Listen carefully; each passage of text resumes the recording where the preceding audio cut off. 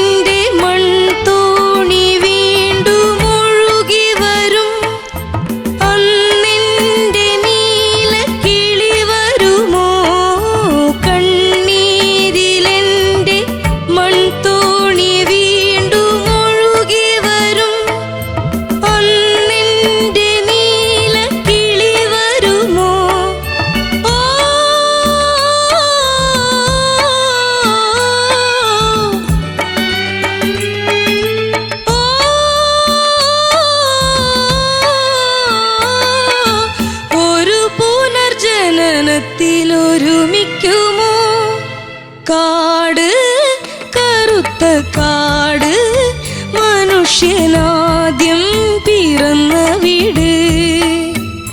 കൊടും കാറ്റിൽ ചിറകു വീശി തളർന്ന പൊന്മാനിരുന്ന കൂട്. കാട് കറുത്ത കാട് മനുഷ്യനാദ്യം പിറന്ന വീട്. കൊടും കാറ്റിൽ ചിറകു വീശി തളർന്ന പൊന്മാനിരുന്ന കൂട്. നീല പൊന്മാനിരുന്ന കൂട്. നീല പൊന്മാനിരുന്ന കൂട്.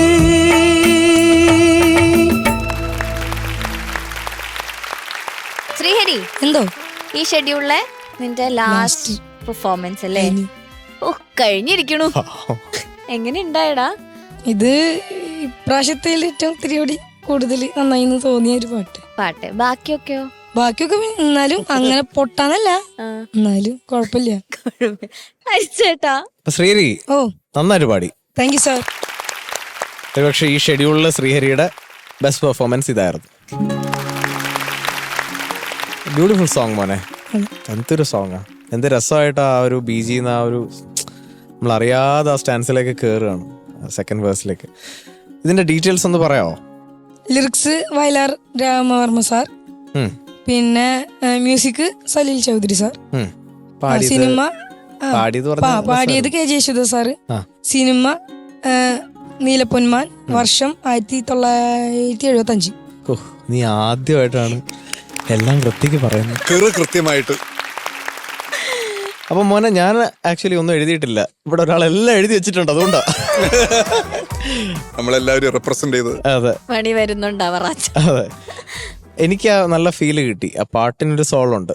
മോൻ നല്ല ക്ലീൻ ആയിട്ട് പാടിയെന്നാ എൻ്റെ വിശ്വാസം കേട്ടോ. മൊത്തത്തിൽ നല്ല രസമായിട്ട് തന്നെ പ്രസന്റ് ചെയ്തു. കാരണം ഇതൊരു ചൗധരി സാറിന്റെ ഈ റൗണ്ടിൽ നമ്മളെല്ലാവരും കേൾക്കുകയാണ് ഓരോ പാട്ടുകളായിട്ട്. ഭയങ്കര ഒരു ഫ്ലോ ആണ് അദ്ദേഹത്തിന്റെ. ഒക്ടേവ്സ് പോകുന്നതും താഴോട്ട് വരുന്നതൊക്കെ. ആ ഫസ്റ്റ് ലൈൻ ഒന്ന് പാടാവോ? കാട് കറുത്ത കാട് മനുഷ്യനാദ്യം പിറന്ന വീട്, കൊടും കാറ്റിൽ ചിറകു വീശി തളർന്ന പൊന്മാനിരുന്ന കൂട്. Very good. മോന് ചേർന്ന പാട്ടാ കേട്ടോ. ആരാ സെലക്ട് ചെയ്ത്? ഇവിടുന്ന് കിട്ടി. കൊള്ളായിരുന്നടാ, Thank you, നന്നായിട്ട് sir. പാടി കേട്ടോ. Thank you, sir. Very good. Thank you ഹരിച്ചേട്ടാ. ശരത് സർ. അപ്പൊ എന്തെങ്കിലും ചക്കരെ ഉഗ്രം പാട്ട്, അതെ, അസാധ്യ പാട്ടണം. ഒരു നിവൃത്തിയില്ലാത്ത ഒരു കോമ്പസിഷൻ. കാര്യം ഇത് അദ്ദേഹം ചെയ്ത എല്ലാം ഇങ്ങനെ തന്നെയാണ്. പക്ഷെ എന്നാലും നമ്മൾ ഇങ്ങനെ ആലോചിച്ച് പോവുക, ഇതെങ്ങനെ ഈ ചരണം എന്തിനാ അങ്ങനെ തുടങ്ങിയത്? വേറെ നമുക്കൊക്കെ സാധാരണ പോസിബിലിറ്റീസാ തോന്നുന്നത്. ഇത് അദ്ദേഹത്തിന് ഇതൊന്നുമല്ല, വേറെ എന്താണ്ടാ തോന്നുന്നത് മനസ്സിൽ. അത് നോക്ക്, എന്ത് രസമാണ് അവിടുന്ന് തുടങ്ങിയത്. ഒട്ടും പ്രതീക്ഷിക്കത്തില്ല അവിടുന്ന് ആ തുടങ്ങുമെന്ന്. Beautiful beautiful. അതിപ്പോൾ പറഞ്ഞുകൊണ്ടിരിക്കുകയാണ് സൽദായെക്കുറിച്ച്. മോനെ, എനിക്കുള്ളത് ഈ കാട്, കറുത്ത കാട്, മനുഷ്യൻ ആദ്യം പിറന്ന വീട്. അത് കൃത്യമായിട്ടൊന്ന് പാടാമോ? കൊടും കാറ്റിൽ ഇല്ല മോനെ, അതല്ല. മനുഷ്യൻ ആദ്യം പിറന്ന വീട്. അതിന് തൊട്ട് മുന്നത്തല്ലേ? മനുഷ്യനാദ്യം പിറന്ന ആദ്യം പിറന്ന മനുഷ്യനാദ്യം പിറന്ന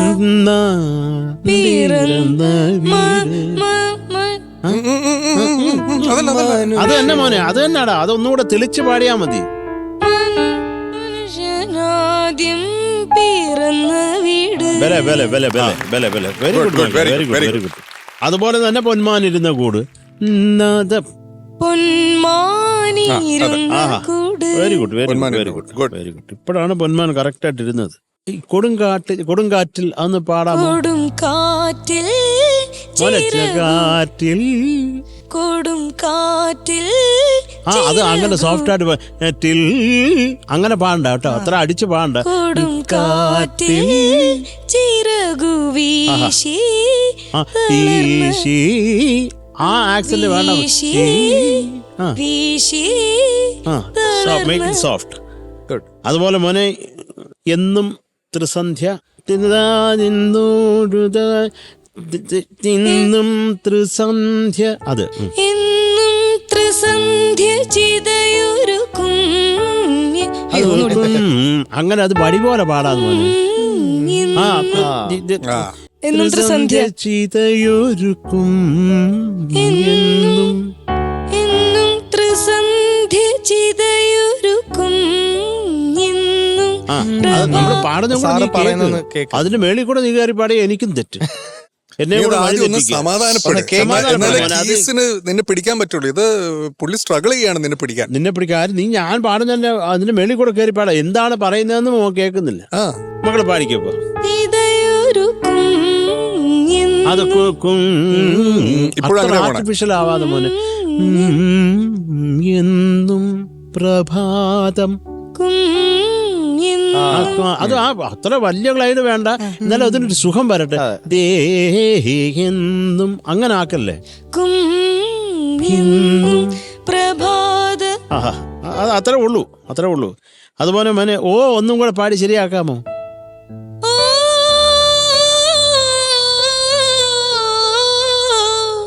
ഗുഡ്. ഓക്കെ മോനെ, ഓക്കെ.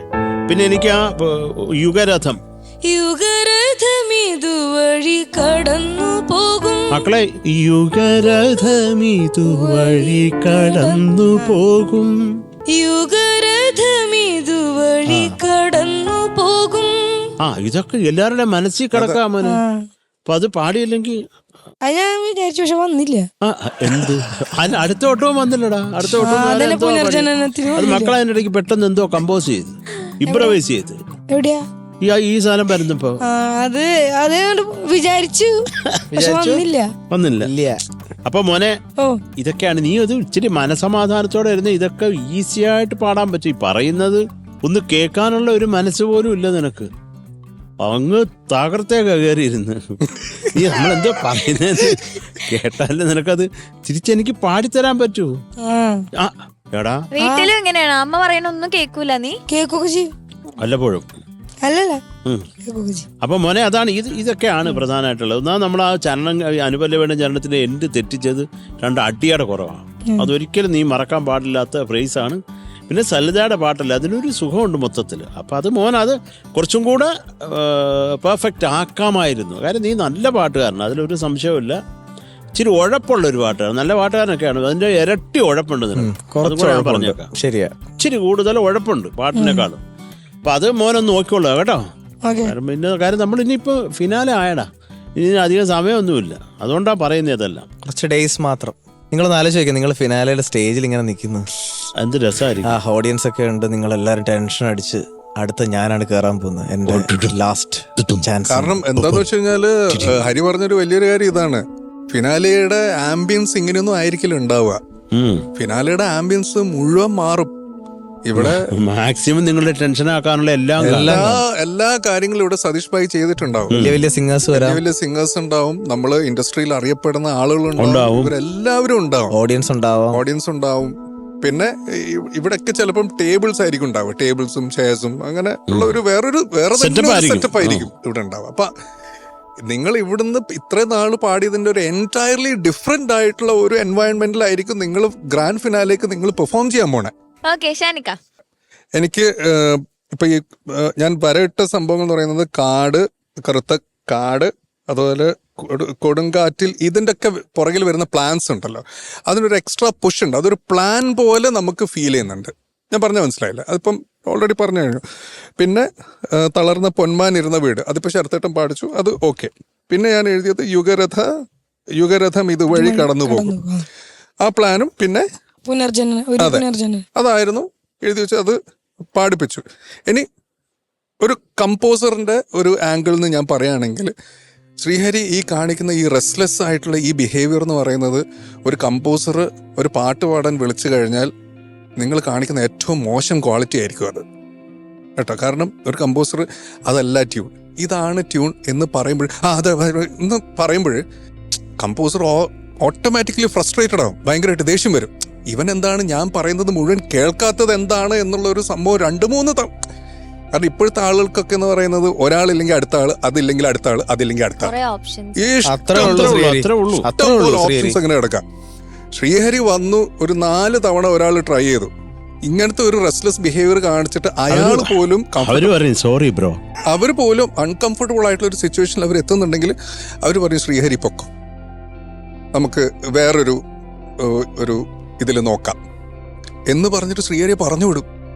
നമുക്ക് ഇതിൽ ഏറ്റവും കൂടുതൽ വേണ്ടത് പേഷ്യൻസ് ആണ്, അല്ലേ ഹരി? ഉറപ്പായും. അതായത് ശ്രീഹരി ഒരു റെക്കോർഡിങ്ങിന് എത്ര ടൈം, ശ്രീഹരിയുടെ ഒരു ഉദ്ദേശത്തില് എത്ര ടൈം വരെ പോവാം? ഇപ്പൊ ഒരു റെക്കോർഡിങ്ങിന് വിളിക്കുകയാണ് ശ്രീഹരിയുടെ ഒരു എക്സ്പെക്ടേഷൻ എങ്ങനെയാണ് ഒരു റെക്കോർഡിങ്, ഒരു സോങ് റെക്കോർഡിങ്? ആദ്യമായിട്ട് അങ്ങനെയല്ല ഞാൻ ചോദിക്കുന്നത്, അങ്ങനെ ഏകദേശം എത്ര സമയം, ടൈം എത്രയായിരിക്കും മനസ്സിൽ? ഫുൾ പാട്ടാ? ഫുൾ പാട്ട് ഒരു 1.5 മണിക്കൂറോ? ഒരിക്കലും നടക്കില്ല. 1.5 മണിക്കൂറോ? ഒരിക്കലും പോസിബിൾ അല്ല മോനെ. ഞാൻ 8 മണിക്കൂർ ഒന്ന് റെക്കോർഡിംഗ് ഉണ്ട്, 8 മണിക്കൂർ ഒറ്റ നിപ്പില്.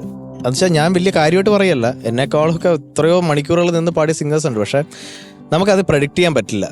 അതെപ്പോഴാണ് അതിൻ്റെ ടൈം ഫിക്സ് ചെയ്യുന്ന മ്യൂസിക് ഡയറക്ടറും ഒക്കെയാണ്. നമ്മൾ അവിടെ ക്ഷമയോടെ നിന്ന് അവർക്ക് വേണ്ടതും നമ്മളും സാറ്റിസ്ഫൈഡ് ആവണം, അവിടെ വരുന്നവർ സാറ്റിസ്ഫൈഡ് ആവണം, അൾട്ടിമേറ്റ്ലി ഈ പാട്ട് റീച്ച് ആവണം. ഇതൊക്കെ കണ്ടുകൊണ്ടാണ് പാടേണ്ടത്. അപ്പം നമുക്കൊരിക്കലും സമയം നിശ്ചയിക്കാൻ പറ്റില്ല. 1.5 മണിക്കൂറൊന്നും ഇപ്പൊ പോസിബിൾ അല്ലടാ. അതെ, ആ 1.5 മണിക്കൂർ ആദ്യം സംസാരിക്കുന്ന ഒരു സമയമായിരിക്കും, വന്നിട്ട് എല്ലാവരുമായിട്ടൊന്ന് ഇൻട്രോഡ്യൂസ് ചെയ്യുന്ന സമയമാണ് ഈ 1.5 മണിക്കൂർ. 1.5 മണിക്കൂർ കൊണ്ടൊക്കെ ഒരു റെക്കോർഡിംഗ് തീരുന്നുണ്ടെങ്കിൽ അതൊരു ഹിസ്റ്റോറിക് റെക്കോർഡിംഗ് ആയിരിക്കും മക്കളെ. അത് മാത്രമല്ല, ഇത്രയും പാറു ഇത്രയും മണിക്കൂർ ചിലപ്പോ നിർത്തി വലച്ച് പാട്ടെടുത്ത് കഷ്ടപ്പെടുത്തി പാട്ടെടുത്തിട്ട് അവസാനം ആവുമ്പോ ആളിനെ മാറ്റി മാറ്റും. ഒന്നും പറയാൻ പറ്റില്ല. ഒന്നും ചെയ്യാൻ പറ്റും. ഇപ്പം ഞാൻ പറയട്ടെ, ഇപ്പം അഴലിൻ്റെ ആഴങ്ങളിൽ എന്ന് പറഞ്ഞ പാട്ട്, അത് ഔസേപ്പച്ചൻ സാറ് പാട്ട് മാത്രം എടുത്തത് 1 full day. ഒരു ദിവസം എടുത്ത് നിഖിലിന് പാടാൻ. ഒരു ദിവസം മുഴുവൻ എടുത്തു ആ പാട്ട് മാത്രം പാടാൻ. ആ ഫസ്റ്റുള്ള ഹമ്മിങ്ങിന് മാത്രം 2ാമത്തെ ദിവസം ഫുൾ. അറൌണ്ട് 15 to 18 hours എടുത്തെന്നാണ് നിഖിൽ എന്തോ പറഞ്ഞത്. നിഖില് പറഞ്ഞ് ചത്തെന്ന്. പിന്നെ അവൻ സ്വന്തമായിട്ട് തന്നെ മൂക്കി പഞ്ഞി വെച്ചാലോ എന്ന് ആലോചിച്ച് അണ്ണാച്ച അങ്ങനെ ഒരു കാര്യം. ഓരോരുത്തർ മ്യൂസിക് ഡയറക്ടേഴ്സിന്റെ ഇപ്പൊ സാറൊക്കെ വിളിക്കുമ്പം മിണ്ടാറില്ല. ഞാനൊക്കെ 7 മണിക്കൂർ ഒന്ന് പാടിയിട്ടുണ്ട്. ഔസേപ്പച്ചൻ സാറിന്റെ അടുത്ത് പോയിട്ട് എൻ്റെ അടുത്ത് 1.5 മണിക്കൂറേ ഉള്ളൂ എന്ന് പറഞ്ഞു കഴിഞ്ഞാൽ അടിപൊളിയായിരിക്കും. അതുകൊണ്ട് ആ സ്വഭാവം തുടച്ചു മാറ്റാം. മാറ്റണം മോനെ, അതുകൊണ്ട് കേട്ടോ ഇമ്പ്രൂവ് ചെയ്യാനാ പറയുന്നത്. ഇമ്പ്രൂവ് ചെയ്യാനാ പറയണം കേട്ടോ. നിങ്ങളെല്ലാവരും മനസ്സിലാക്കുക, നിങ്ങളോട് പറയുന്ന എല്ലാ കാര്യങ്ങളും നിങ്ങൾ ഇമ്പ്രൂവ് ചെയ്യാൻ വേണ്ടിയിട്ടാണ് പറയുന്നത്. നമുക്ക് നിങ്ങളോട് പ്രത്യേകിച്ച് ദേഷ്യമോ കാര്യങ്ങളോ ഒന്നുമില്ല. ഇപ്പോഴത്തെ കറന്റ് സിനാറിയോ എന്താണെന്നുള്ളത് നിങ്ങളെ പറഞ്ഞ് ബോധിപ്പിക്കുന്നു, അത്രേ ഉള്ളൂ. ഇപ്പൊ ഇവരോട് ചോദിച്ചാൽ മതി, ഏതെങ്കിലും റെക്കോർഡിങ് ഈ പറയുന്ന പോലെ 1 മണിക്കൂർ കൊണ്ടൊക്കെ തീർന്നിട്ടുണ്ടോ? നമ്മൾ എത്ര തവണ ട്രൈ ചെയ്യും, ഒരു പാറ്റേൺ ട്രൈ ചെയ്യും, അല്ലെങ്കിൽ പിന്നെ വേറൊരു പാറ്റേൺ ട്രൈ ചെയ്യും, അങ്ങനെ അങ്ങനെ അങ്ങനെ അങ്ങനെ. സിംഗേഴ്സിന് നമ്മൾ പോയാൽ മതി, ഇവർക്ക് ഇൻസ്ട്രുമെന്റ്സ് എടുക്കണം, അതിന് ടോൺ നോക്കണം, അതെല്ലാം ക്യാരി ചെയ്യണം. എന്തുമാത്രം എഫേർട്ട് ഉണ്ട് അതിന്. ഇതൊരു പ്രോസസ്സാണ്, അത്രേ ഉള്ളൂ. എനിക്ക് ആ ഒരു സൈഡ് കൂടെ ഒന്ന് പറയണമെന്ന് തോന്നി ശ്രീഹരിയോട്. ഇത് സ്നേഹം കൊണ്ടാണ് പറയുന്നത്, അല്ലെങ്കിൽ നമ്മൾ ഇത്രയും സമയം വേസ്റ്റ് ചെയ്യേണ്ട ആവശ്യമില്ല, അല്ലേ? അത്രേ ഉള്ളൂടാ. All the best. Thank you ഷാനിക്ക. എല്ലാം മനസ്സിലായില്ലേ? മനസ്സിലായി. ഇനി എന്താ മാർക്ക്? ഹരിച്ചേട്ടാ. ശ്രീഹരി എന്തോ 8.6. Thank you sir. Thank you ഹരിച്ചേട്ടാ. ശരത് സർ മക്കളെ 8.3. Thank you sir. Thank you Sharath sir. ഷാനിക്ക. So total 16.9.